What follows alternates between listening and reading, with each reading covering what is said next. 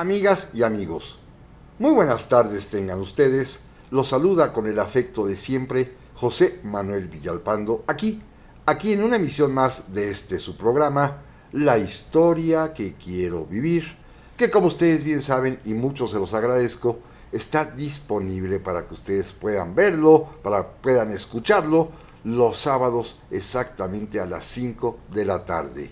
Sí, a las 17 horas en puntito de los sábados, este programa puede verse en el canal de YouTube de, valga la redundancia, José Manuel Villalpando, donde este programa aparece, el que corresponde a cada 8 días, a cada semana, exactamente a las 5 de la tarde. Lo cual no es obstáculo para que el día que ustedes gusten, quieran, manden, puedan, lo deseen, visiten este canal, el canal de YouTube de un servidor, donde encontrarán literalmente más de 500,000 de programas anteriores. Eso sí, el que corresponde a cada semana, insisto, aparece a las 5 de la tarde de cada sábado. Por supuesto, como siempre lo hago y lo repito y lo reitero, amigas y amigos, este canal, este programa, no tiene ningún fin utilitario, ni económico, ni está monetizado, ni admite donaciones, ni genera ingresos, ni nada por el estilo, porque es un esfuerzo simple y sencillamente mío personal, sí, nadie que me ayude, ni que me grabe, ni nada por el estilo, y que corresponde a esa pasión de ustedes y mía también de recordar el pasado. Por supuesto, también les reitero, como siempre, que están a su disposición las vías electrónicas que permiten comunicarnos, bien sea a mi correo villalpandohistoriador@gmail.com, a mi página de Facebook Villalpando la Historia, o bien en los comentarios que permite este mismo canal de YouTube. Y no se diga más, amigas y amigos, y si les parece a ustedes bien, a la vez que vuelvo a reiterar mi agradecimiento por su compañía, los invito a que veamos el programa de hoy. Y es que en esta ocasión elegí un tema totalmente diferente. Los mexicanos, las mexicanas, que por alguna razón muy diferente han estado, ya sea de visita, viviendo, ya sea como estudiantes, como exiliados, como diplomáticos, que han amado, que han muerto en la ciudad de París. Es una especie de itinerario de personajes históricos mexicanos que en aquella ciudad luz, la capital de Francia, han vivido momentos especiales de su vida. Este programa, y primero Dios, el de la próxima semana, tiene como objeto, pues, conocer un pequeño y breve listado, un diccionario de personajes interesantes de la historia de México que han estado en París, haciendo diversas cosas. Y les voy a confesar algo. La idea de hacer este programa precisamente vino de ustedes, de un par de amigos del público que me han escrito para preguntarme acerca del único libro digital electrónico que tengo, que he escrito, que un servidor, pues en sus momentos tuve la fortuna de poder investigar la vida de muchísimos mexicanos, un centenar de ellos, que, repito e insisto, anduvieron por la ciudad de París. Y me puse a escribir esta historia como un catálogo de nombres ilustres mexicanos, relatando de manera muy breve sus andanzas, sus experiencias, sus frustraciones, sus gozos en la ciudad de París. El resultado fue un librito que, miren ustedes lo que es la vida. Lo escribí, lo terminé justamente hace ya varios años, en los días, en los meses, en aquel casi 2 años, cuando padecimos la pandemia del COVID. Y estuve de acuerdo con la visión de la editorial que me publica, Grijalbo, aunque sea una especie de comercial, de que por tratarse de un momento especial en la historia no solamente de México, sino de la humanidad, cuando había literalmente un encierro, una clausura de todos, convendría iniciarme, a mí como escritor, en la vida de las bibliotecas digitales, en la vida de los libros electrónicos. Acepté pensando que, bueno, quizás el futuro, como está siendo poco a poco, era mayoritariamente afecto a este tipo de literatura ya en medios electrónicos. Y mi libro, que se tituló Postales de París, únicamente se encuentra disponible en versión electrónica. No se imprimió. Hoy lamento un poco eso porque yo soy un fanático total de la lectura todavía en papel, pero sin embargo entendí el punto de vista editorial de preferir una apuesta al futuro con los libros electrónicos.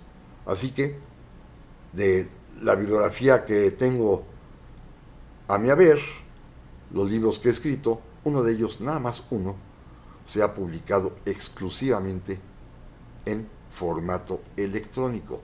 Postales de París se llama el libro. Y tuve hace unos días la grata fortuna de que un par de radioescuchas amables me pidieron que les platicara de ese libro y que dónde se puede conseguir. Bueno, puede conseguirse en cualquier plataforma donde se descarguen y se compran ahí mismo los libros electrónicos. Pero es un libro además que tiene un contenido variadísimo. Repito, un centenar de personajes paisanos, paisanas nuestras, que tuvieron algo que hacer.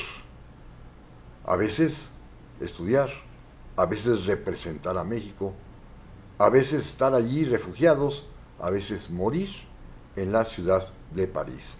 Pero esto me sirvió de alguna manera de acicate personal para platicarles un poco del contenido de este libro. Lo voy a hacer, decía yo, con el favor de Dios, en 2 programas, para ocuparme primeramente en una visión muy rápida y brincándome a muchos nombres, de aquellos mexicanos y mexicanas muy destacados que estuvieron en París durante el siglo XIX, porque hasta ese momento no había antes turismo mexicano en París, Y después, con el favor de Dios, la próxima semana, ocuparme de las mexicanas, de los mexicanos que lo hicieron en el siglo XX. Todos ellos personajes históricos de primera línea, de aquellos que dejan recuerdos, que inclusive muchos los escribieron, de lo cual pude abrevar para poder investigar y producir este libro. Un libro, pues, que hoy es únicamente electrónico, que está disponible, que se puede adquirir y que narra las vivencias, las experiencias de mexicanos que estuvieron en París. Y miren, voy a hacer un recorrido muy rápido de algunos nombres, señalando quizás lo más importante de su experiencia parisina. Déjenme comenzar allá a principios del siglo XIX. El primer mexicano de que tenemos conciencia y noticia que estuvo en la ciudad de París, justo por el año de 1800 y 1801, es nuestro ilustrísimo Fray Servando Teresa de Mier, que, como había tenido problemas en la Nueva España, recuerdan, lo hemos platicado en alguna ocasión cuando dedicamos un programa específico a Fray Servando, tuvo que salir de ella cuando aquel sermón guadalupano que dio, en el cual anunciaba que el ayate de Juan Diego era nada más ni nada menos que la capa o la tilma de Santo Tomás. Bueno, esto fue un escándalo en su momento, tuvo que salir de la Nueva España y se fue a refugiar a París en los días en los cuales todavía está vigente el espíritu revolucionario. Son los días en los que aún gobierna el directorio y está a punto de dar Napoleón Bonaparte el golpe de estado para convertirse en cónsul. Pero en ese momento Fray Servando, que está en París, se adhiere, se afilia a lo que se llamaron los sacerdotes constitucionalistas. un grupo de sacerdotes católicos, franceses todos ellos, que decidieron aceptar un nuevo rito, una nueva doctrina que les permitía inclusive casarse, por supuesto, alejándose de la Iglesia Católica. Bueno, Fray Servando, que era pues, bastante pícaro, como sabemos, decidió unirse a estos sacerdotes constitucionalistas. Inclusive tuvo tratos con alguna mujer con la que pensó poder contraer matrimonio, pero finalmente se arrepintió y decidió salir de Francia una vez que Napoleón Bonaparte tomó el poder como primer cónsul. Esta fue la experiencia de Fray Servando en París. Veamos otro mexicano más, un tanto cuanto desconocido, pero que sin embargo fue muy importante, porque es otro sacerdote, Pablo de la Llave, que llegó a ser inclusive ministro de Justicia en el gabinete del presidente Guadalupe Victoria. Bueno, él estuvo en París en el año de 1805 estudiando algunos temas de estudios superiores en materia de teología. Era sacerdote mexicano, oriundo de Jalapa, Veracruz. Y ahí, en las cartas que escribe a su familia, su gran alegría, su gran algarabía, a diferencia de Fray Servando, que era motivos amorosos, el de Pablo de la Llave fue un motivo de estos de admiración y entusiasmo, porque le tocó presenciar la coronación de Napoleón Bonaparte como emperador de Francia, asistiendo, por supuesto, a la Catedral de Notre Dame, porque tenía influencias, y después presenciando el desfile triunfal de Napoleón por las calles parisinas. Un personaje que no es mexicano, pero que sin embargo lo es por adopción, nuestro Javier Mina, Javier Martín Mina, el guerrillero español que vino a México a pelear por nuestra independencia, también estuvo en París, pero preso por órdenes precisamente de Napoleón. Fue encerrado en la fortaleza de Vincennes o Vincennes, como dicen, y allí estuvo porque fue capturado en España, siendo él un guerrillero destacado que peleaba en contra de la invasión francesa a su nación natal. Fue trasladado a París, ahí estaba herido, pero fue atendido por los médicos, y allí, platicando con otros militares en la prisión parisina, es cuando decide, una vez que logra salir de ella, lanzarse a luchar por las ideas liberales y hacerlo en México, en la Nueva España. Así que en París estuvo también, pero preso, Javier Mina. Lucas Alamán, el gran conservador mexicano, también en su juventud, estuvo en París. Era una familia a la que pertenecía de bastantes recursos y pudieron becarlo para que fuera a estudiar a la capital francesa mineralogía, es decir, la ciencia de cómo extraer la riqueza de las minas. Era la ocupación a que él se iba a dedicar, era la fortuna de su familia, pues contaban con minas en Guanajuato, y allí también Lucas Alamán conocería a Alejandro de Humboldt, el gran viajero alemán, también un gran científico, y pudo Lucas Alamán conocer de viva voz sus impresiones sobre todo sobre la riqueza minera mexicana. Así que en París también estudió Lucas Alamán. Otro tipo de visitante mexicano en París fue el general Manuel Gómez Pedraza. Más que visitante, estuvo allí exiliado. Gómez Pedraza, como ustedes recuerdan, había sido electo presidente de la República en 1828. Sin embargo, un golpe de Estado le impidió tomar posesión de su alto encargo y lo obligó a salir del país precipitadamente. Y fue a radicar a Francia, a París, Manuel Gómez Pedraza. Como en su vida había tenido que dejarlo todo, incluyendo a la familia, dedicó el año que vivió allá en París no solamente a escribirle todos los días a su esposa, sino además también, era un hombre de fortuna, se dedicó a pasear, visitar y comprar en las tiendas de París. Sobre todo, en las tiendas de alta costura que ya abundaban en la Ciudad Luz, y allí pues compraba zapatos, abanicos, vestidos, camisas, mantillas, ajuares para su esposa. Cuando regrese a México, Manuel Gómez Pedraza vendrá cargado literalmente de obsequios de la más alta moda para su señora esposa. Este fue el viaje de Manuel Gómez Pedraza a la Ciudad Luz. Uno más interesante en el sentido histórico y literario de la palabra fue Manuel Eduardo de Gorostiza, un diplomático mexicano que estaba acreditado en la Embajada de México en Londres, pero fue trasladado a París para negociar y firmar el Tratado de Amistad entre México y Francia, una vez que concluyó la Guerra de los Pasteles. Después de 1838, para poder ajustar cuentas y arreglar los asuntos pendientes entre las dos naciones, el gobierno mexicano, después de aquella fatídica Guerra de los Pasteles, le encomendó a Manuel Eduardo de Gorostiza que se trasladara a la capital de Francia a negociar, a firmar el tratado, cosa que hizo. Pero fíjense, en los días de París, mientras estaba ahí, él, que además era un erudito escritor, decidió, quizá por lo que vio en la Ciudad Luz, escribir una obra de teatro bellísima, maravillosa, que se las recomiendo cuando la puedan ver, que la pongan en escena, o leer si pueden ustedes, que se llama Contigo, Pan y Cebolla.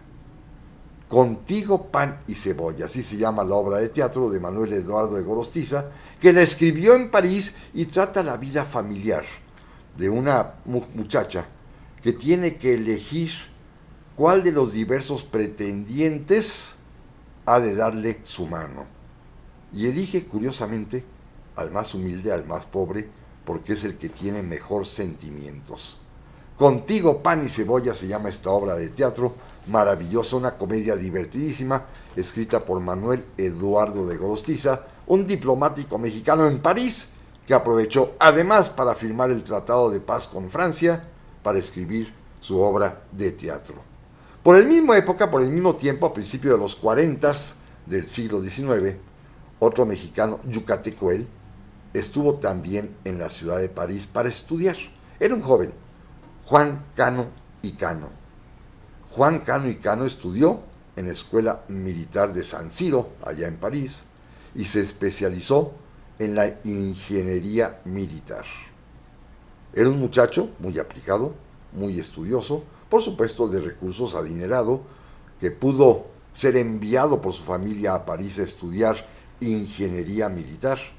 Y allí mismo fue invitado por el propio rey de Francia, Luis Felipe, para incorporarse al ejército francés, dada la fama que tenía de sus buenas calificaciones, de su disciplina, de su entrega, de sus conocimientos.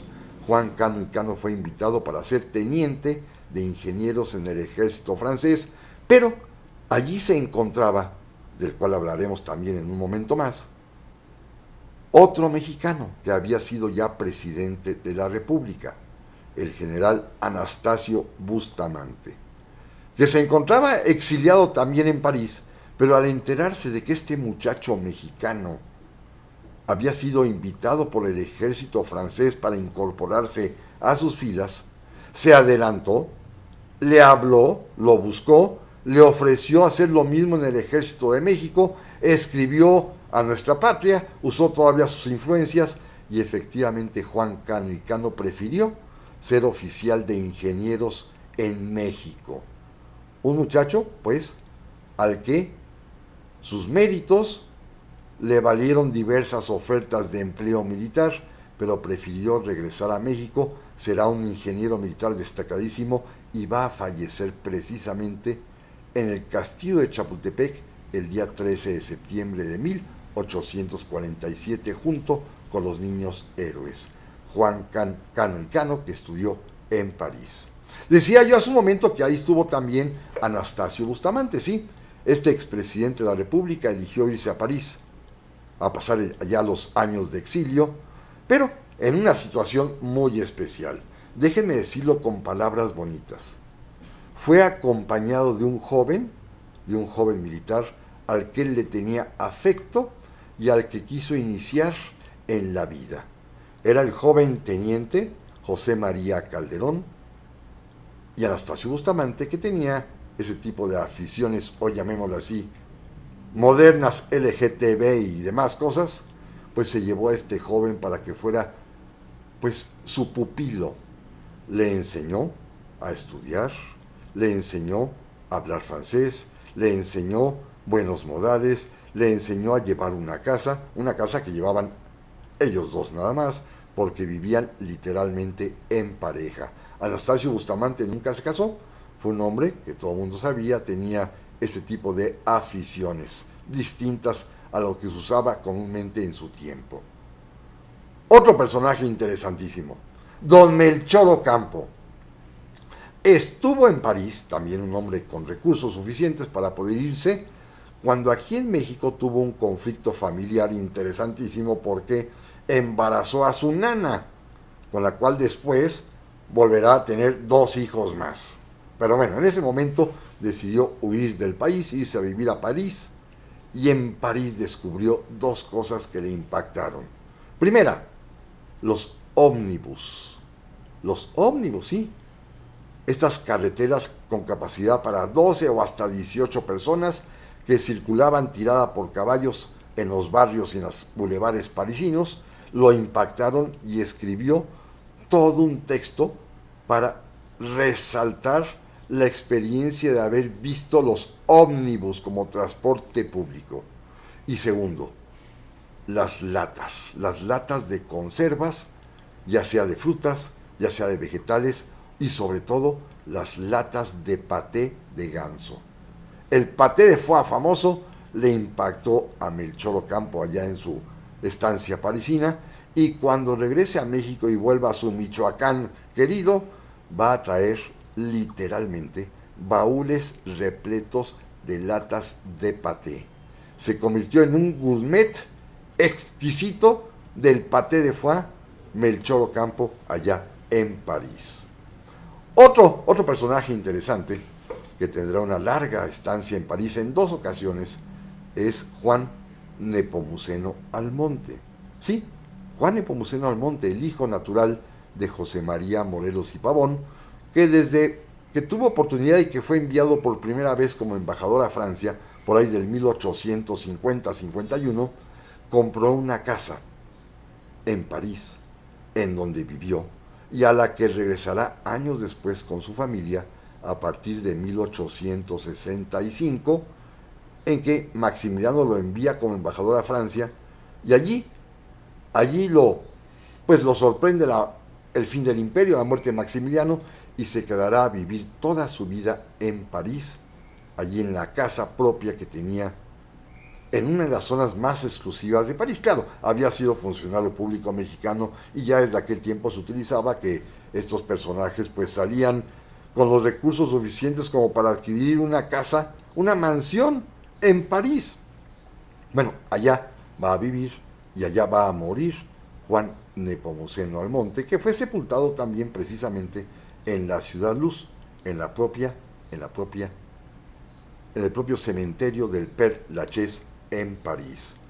Personajes pues sumamente interesantes, como otro más, José María Luis Mora, sacerdote también, que fue enviado como enviado diplomático de México en Londres, pero encontró mejor refugio en París, decidió renunciar e irse a vivir a la capital de Francia para escribir. Ahí escribe sus obras más importantes de historia de México en París. En París escribe libros de historia de México. La historia de México durante la época de la independencia la escribe precisamente en la Ciudad Luz.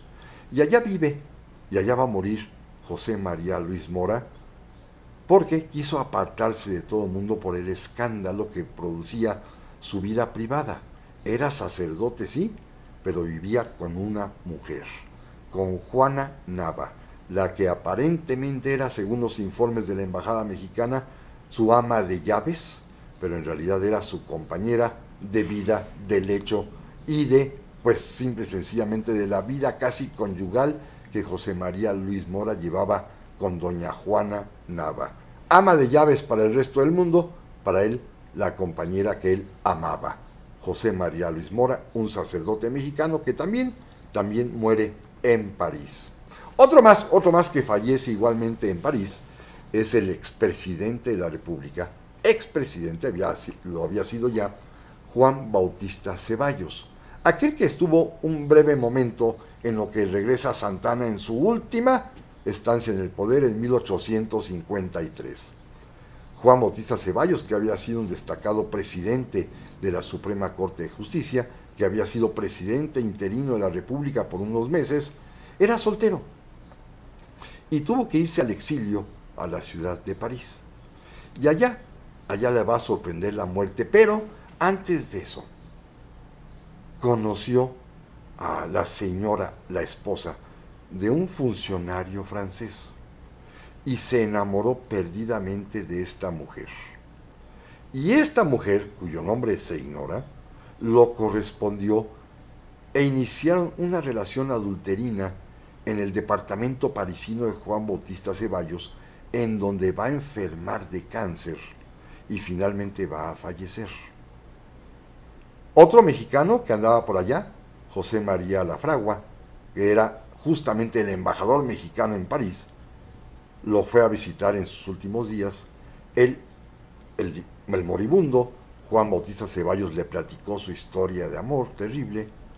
Muere, Lafragua sepulta en el Père Lachaise también a Juan Bautista Ceballos, y él pudo comprobar que el día de la inhumación, una mujer vestida de negro de luto, apartada de todos los demás, estaba presente en el entierro, en la inhumación.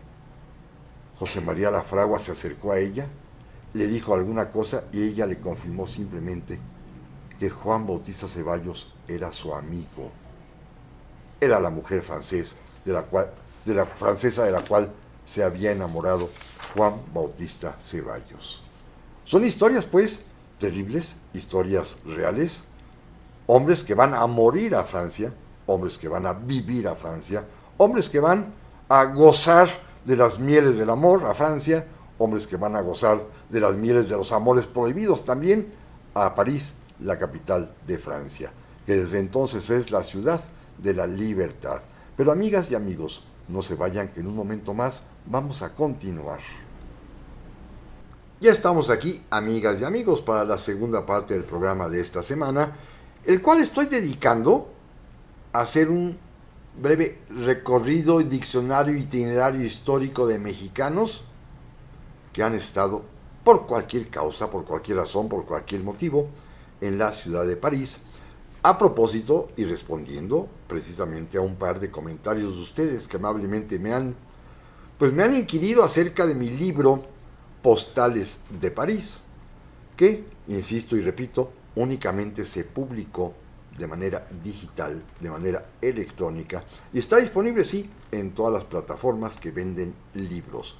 Postales de París, por supuesto, de José Manuel Villalpando, pero estoy haciendo un breve recorrido por aquellos mexicanos que durante el siglo XIX anduvieron por París en diversas circunstancias, como ya lo comentamos. Déjenme continuar. Miren, otro difunto parisino, otro mexicano que muere en París. Me refiero a Jesús Terán.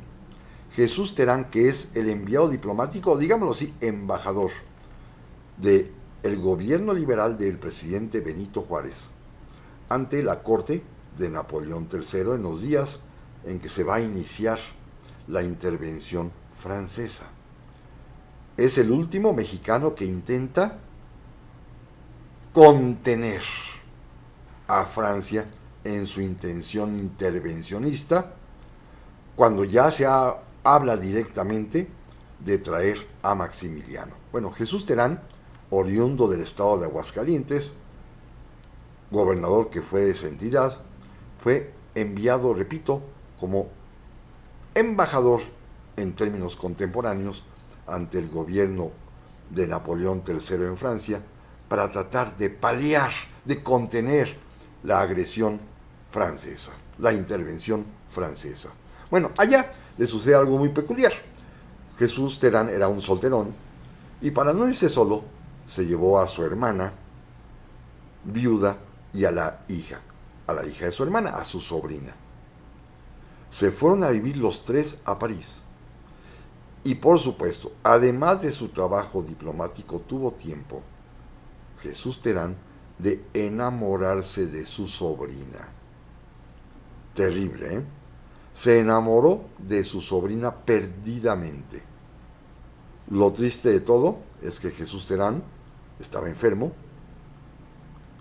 muy enfermo, en realidad tenía cáncer también, y la sobrina ni siquiera se enteró de la pasión que había despertado en su tío, quien eso sí, dejó escritas sus cartas contando a sus amigos esta terrible situación de desgracia de la enfermedad, al mismo tiempo que del enamoramiento de su sobrina, que ni se enteró, y al contrario, en los últimos días de vida de Terán, cuando estaba ya en su lecho de muerte, la sobrina le llegó a presentar a un muchacho francés con el que estaba saliendo y con el que se iba a prometer. Así que fue terrible la situación en la que muere Jesús Terán, el embajador mexicano en París.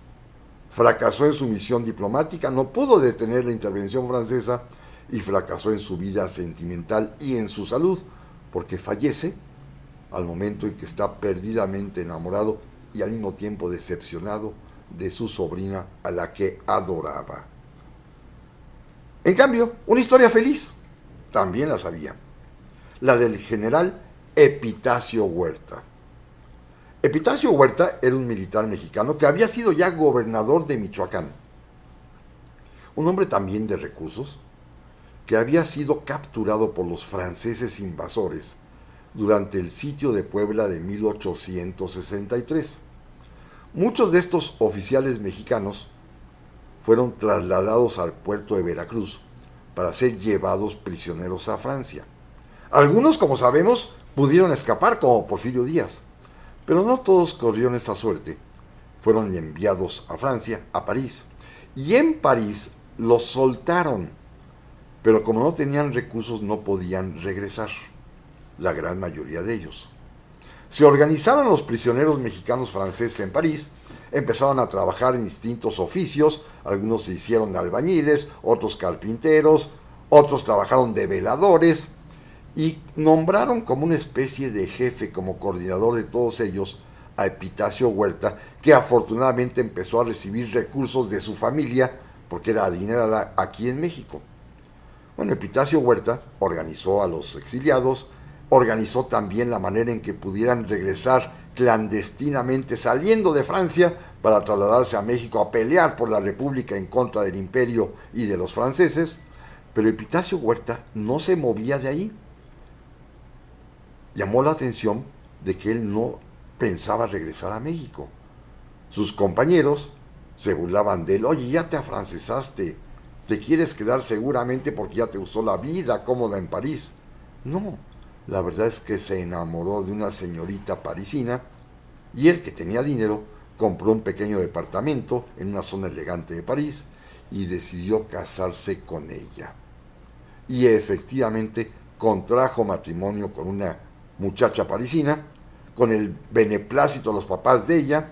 Estuvieron viviendo en París varios años y ya, hasta que tuvieron hijos, y cuando fallecen los papás de la chica, Epitacio Huerta y su esposa francesa vuelven a México, pero ya después de mucho tiempo. Una historia feliz sucedía también en París. No solo había muertes, también había matrimonios con francesas o con franceses. También conocemos el caso, que le hemos comentado en diversas ocasiones, del mariscal Bazaine, el comandante en jefe del ejército francés aquí en México, que aquí encontró esposa, la famosa Pepita de la Peña, Josefa de la Peña Yascárate, esta chica mexicana que se casa con el mariscal Bazaine, que se convierte en la mariscala, y que cuando Bazaine cumpliendo las órdenes de Napoleón, tiene que abandonar México y dejar a su suerte al imperio mexicano y a Maximiliano, el mariscal Bazaine, por supuesto, regresa a Francia, a París, con su esposa, la joven mexicana Pepita de la Peña, quien le va a dar inclusive 3 hijos, que nacerán todos ellos en París, en donde se volverá muy amiga de la emperatriz Eugenia de Montijo y en donde va a pasar quizás los mejores años de su vida, hasta que en 1870 la derrota de Francia frente al imperio alemán, que es atribuida al mariscal Bazaine, lo lleve a él a prisión y a Pepita pues a la tragedia de tener que buscar la manera de sobrevivir, lograr que su esposo se escape e irse a vivir después a España. Pero en los días en que estuvo en París, Pepita de la Peña fue una mujer feliz, afortunada, privilegiada. Pepita de la Peña, una mexicana que vivió en París. Por esos mismos años, andaba también allá en Francia, en la capital de Francia, otro joven también de familia de recursos. Me refiero a Antonio Rivas Mercado. Sí, ustedes han escuchado hablar de él porque es el arquitecto, autor de la columna de la Independencia aquí en la Ciudad de México, de nuestro Ángel de la Independencia. Antonio Rivas Mercado fue a estudiar arquitectura y bellas artes a París precisamente, y allá tuvo 2 momentos interesantísimos. Primero, el momento divertido, porque él era un hombre muy muy alto y muy fornido, casi 2 metros de estatura tenía, en donde se puso a luchar con un oso. Sí, con un oso que traía un gitano y que pagaba dinero a quienes pudieran vencer al oso. Bueno, Antonio Rivas Mercado se enfrentó al oso, lo derribó y lo derrotó. Por eso se le quedó el apodo del oso, el oso Rivas Mercado. Pero sobre todo el momento de inspiración es cuando, paseando por París, en la Place Vendôme, en la Plaza Vendôme, vio la columna que está en el centro y ahí mismo hizo los primeros trazos, los primeros bocetos de un monumento que pensaba podía establecerse aquí en México, en la capital. Llegado el tiempo y pasados muchos años, esos bocetos se los mostró al general Porfirio Díaz, quien se entusiasmó, y esos mismos bocetos, ya convertidos en planos, constituyeron la obra emblemática del Paseo de la Reforma Mexicana, que es nuestra columna a la Independencia, el monumento a la Independencia, nuestro ángel, que fue diseñado, concebido por Antonio Rivas Mercado, que se inspiró, repito, en su estancia parisina, allá en la Place Vendôme, al mirar la columna que allí se encuentra. Allí imaginó que un monumento similar tendría que existir aquí en la Ciudad de México. Pero veamos otro caso también que es muy interesante, esta vez emotivo, patrióticamente emotivo. Todos hemos escuchado del gran poeta mexicano Juan de Dios Peza. Y Juan de Dios Peza fue, como muchos otros escritores y literatos mexicanos, fue enviado como miembro del servicio exterior de nuestro país. Era la época en que México contaba con embajadores distinguidísimos, todos ellos de alta cultura, escritores de altos vuelos, poetas, novelistas, ensayistas. Servían a México representándolo en el exterior, como ya lo platicamos en alguna ocasión el año anterior, porque México estaba seguro que estos hombres, en el papel de embajadores, de cónsules de México, serían la mejor carta de presentación de nuestra patria ante el mundo exterior. Y allá fue Juan de Dios Peza, que le tocó en suerte estar en la Embajada de México en París, no como embajador, simplemente como oficial diplomático. Allí estaba acompañado de su esposa y ahí se dedicó, pues naturalmente, al trabajo consular para atender a los muchos mexicanos que allí vivían, porque había una gran colonia de exiliados mexicanos, todos los que habían perdido la batalla contra la República, es decir, los antiguos imperialistas se habían ido a refugiar a París. Y ahí vivían y había que atenderlos. finalmente eran mexicanos. Juan de Dios Peza, en una ocasión, paseando por los bulevares de París junto con su esposa, iban en un coche y el cochero de pronto los oye hablar español y les pregunta que de dónde son. Y Juan de Dios Peza responde: de México. Y el cochero detiene el carruaje y voltea y dice: yo estuve en México. Y se lo dice en español, aprendió a hablar español. Y le confesó: fui soldado en la intervención francesa. Por supuesto, Juan de Dios Peza se quedó azorado porque se trataba de un invasor, claro, soldado raso, pero un invasor que ahora trabajaba ya de cochero, pero se conmovió profundamente cuando le dijo que en México había encontrado esposa y que vivían en París. Una muchacha de Puebla que se casó con este soldado francés y que ahora vivían en París. Y los invitó a su casa. Y fue algo increíble porque Juan de Dios Peza narra en sus narraciones cómo la familia, que era el señor, ahora cochero y antes soldado, la señora mexicana y dos niños, vivían en un ambiente que combinaba perfectamente bien Francia y México. Porque además resultó que los niños hablaban francés, pero también hablaban español, porque en su casa eran bilingües. El padre les hablaba en francés, la mamá en español. Y luego pasaron a la demostración de los hechos.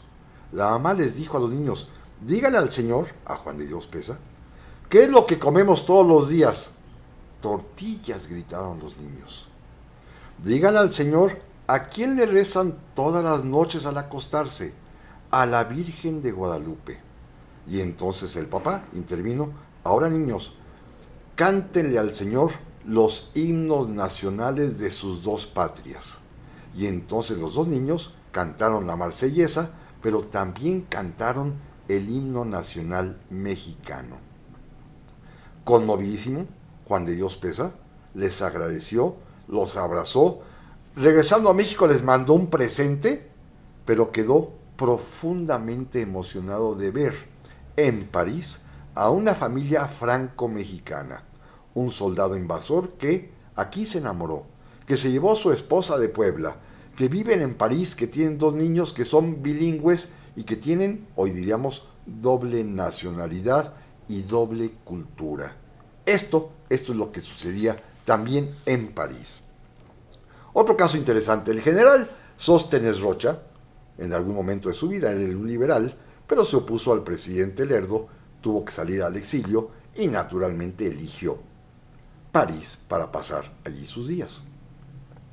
Aprovechó su estancia parisina primero para visitar el Museo del Ejército francés y sobre todo porque quería ver con sus propios ojos no solamente los recuerdos de Napoleón Bonaparte, sino particularmente la bandera de su batallón, que en cierto combate cerca de Puebla le había sido arrancado a su abanderado y la mostraban en el Museo del Ejército de Francia.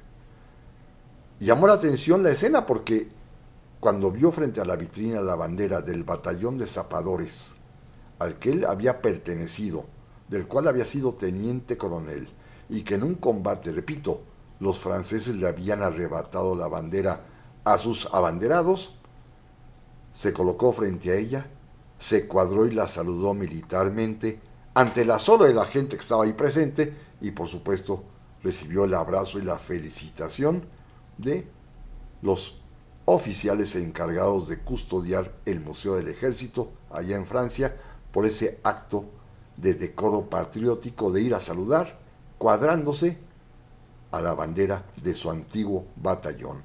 Y aprovechó su estancia parisina para ponerse a escribir.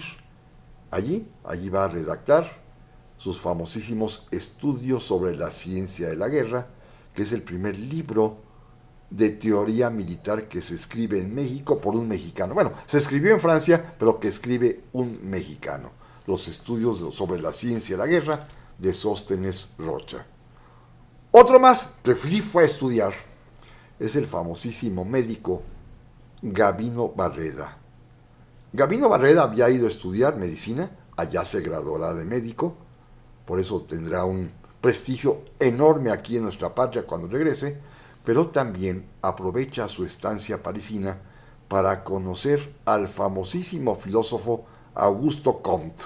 Augusto Comte, dirían algunos otros, el creador de la doctrina del positivismo. El positivismo que el propio Gavino Barreda trae a México y que le va a permitir, con el apoyo del presidente Benito Juárez, fundar la Escuela Nacional Preparatoria y darle sentido filosófico a la educación mexicana de fines del siglo XIX y también con las ideas positivas que se cree el Partido de los Científicos, los que van a apoyar a Porfirio Díaz, que fueron en México fundados, establecidos con las ideas filosóficas del positivismo, repito, que trajo directamente de su creador, Gavino Barreda. Otro médico más. Este es un caso verdaderamente notable, porque la influencia de Francia en México era muy grande, y el general Porfirio Díaz durante su gobierno, pues evidentemente, estaba muy afrancesado. Ya veremos cómo después, en el siguiente próximo programa, pues don Porfirio se va a París a vivir sus años finales. Pero bueno, mientras tanto, mientras estaba aquí en México, durante su larga dictadura, se afrancesó. No solamente en cuestiones de arte, no solamente en cuestiones de arquitectura, no solamente en cuestiones de modas, también en cuestión de ciencia. Y se enteró que en Francia el doctor Pasteur había descubierto la vacuna contra la rabia. Tema de salud pública importantísimo en aquel tiempo, que le interesó muchísimo a don Porfirio y comisionó a su médico personal, don Eduardo Lisiaga, el doctor Lisiaga, que tiene nombre de calle en la colonia Doctores de la Ciudad de México, a que fuera a París a estudiar a los propios laboratorios del doctor Pasteur y conseguir que nos dieran el secreto para la vacuna contra la rabia. Bueno, el doctor Lisiaga efectivamente se embarcó, se fue a Francia, se le presentó al doctor Pasteur, le agradó su presencia y sobre todo el interés de un país tan lejano como México respecto a la vacuna contra la rabia, le enseñó cómo prepararla y el doctor Pasteur regresó a México, y el doctor Lisiaga, con el secreto del doctor Pasteur, regresó a México y se va a dedicar precisamente a la vacunación masiva en contra de la rabia para todas aquellas personas que eran mordidas por un perro rabioso. Este es el doctor Eduardo Lisiaga. También don Porfirio mandó, como vimos en el caso de Juan de Dios Peza, a muchos otros escritores como representantes diplomáticos de México, dos de ellos sumamente famosos e importantes. Uno, don Manuel Painó. Manuel Painó, pues todos ustedes recuerdan que fue ministro de Hacienda inclusive. Bueno, Manuel Painó era un escritor consumado, fue enviado como cónsul general a París y en su estancia parisina va a escribir quizás su libro más famoso e importante, Los bandidos de Río Frío. Fíjense, una novela mexicana que tiene que ver con un tema muy local de lo que acontece allí entre México y Puebla en Río Frío. Bueno, fue escrita en los momentos de ocio, que seguramente eran muchos, de Manuel Painó, allá en París. Es ahí pues donde escribe Los bandidos de Río Frío. Y otro más, otro escritor connotado, otro escritor afamado, otro escritor muy muy reconocido mexicano como Ignacio Manuel Altamirano, y siendo cónsul general de México en París, Altamirano, precisamente en los días de Navidad, escribe, mientras afuera hay nieve, mientras afuera hace frío, escribe su famosísima novela, que aquí hemos recomendado varias veces, llamada La Navidad en las Montañas, que tiene como escenario allá las sierras de Guerrero y de Michoacán, en donde un militar liberal platica con un sacerdote de un pueblito y encuentran puntos de contacto para una reconciliación al menos navideña. Este tema, que ocurre en la tierra caliente mexicana, es escrito, descrito, rememorado, evocado de su pluma y letra por Ignacio Manuel Altamirano en el Consulado de México en París en una Navidad en Francia.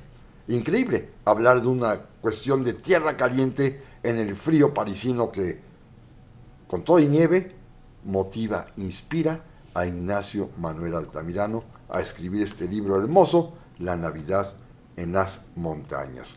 Así que los escritores mexicanos de su tiempo más famosos, como Juan de Dios Peza, como Manuel Paino, como Ignacio Manuel Altamirano, anduvieron en París. Allá los enviaba don Porfirio para que representaran dignamente a nuestro México en la capital de Francia.